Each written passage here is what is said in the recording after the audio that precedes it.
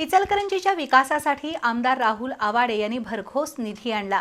त्यासाठी अभिनंदनाचा ठराव करावा या कारणावरून इचलकरंजी महापालिका सभेमध्ये सत्तारूढ आणि विरोधकांमध्ये चांगलंच रणकंदन माजलं। त्यामुळे सुमारे पाऊण तास महापालिका सभागृहात वाकयुद्ध झालं। दरम्यान जागतिक महिला दिनानिमित्त महिला महोत्सव घ्यायचा आणि महापालिका शाळेत प्रवेश घेणाऱ्या विद्यार्थ्यांच्या पालकांना करामध्ये 5% सवलत द्यायची असे निर्णय या सभेत घेण्यात आले। इचलकरंजी महापालिकेत आज विशेष सभा झाली। प्रारंभी नगरसेवक रवी रजपुते यांनी इचलकरंजीच्या विकासासाठी भरघोस निधी आणल्याबद्दल आमदार राहुल आवाडे यांच्या अभिनंदनाचा ठराव मांडला।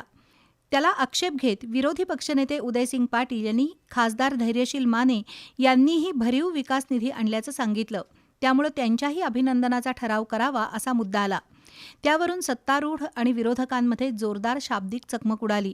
सुमारे पाऊण तास वाकयुद्ध सुरू होतं। अखेर पालकमंत्री माधुरी मिसाळ, आमदार राहुल आवाडे, खासदार धैर्यशील माने, आयुक्त पल्लवी पाटील यांच्या अभिनंदनाचा ठराव करण्यावर सर्वांचं एकमत झालं। दुसरीकडे जागतिक महिला दिनाच्या निमित्तानं विविध उपक्रम व्हावेत असं सांगून बहुतांश नगरसेविकांनी आयुक्त पल्लवी पाटील यांचं अभिनंदन केलं। तसंच महिला महोत्सवासाठी निधीची कमतरता पडणार नाही असं महापौर उदय धातुंडे यांनी जाहीर केलं।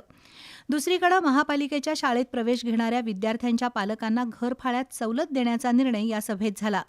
काही नगरसेवकांनी महापालिका शाळांची दुरावस्था आणि घटत चाललेली पटसंख्या याबाबत प्रशासनानं आत्मपरीक्षण करणं गरजेचं असल्याचं नमूद केलं।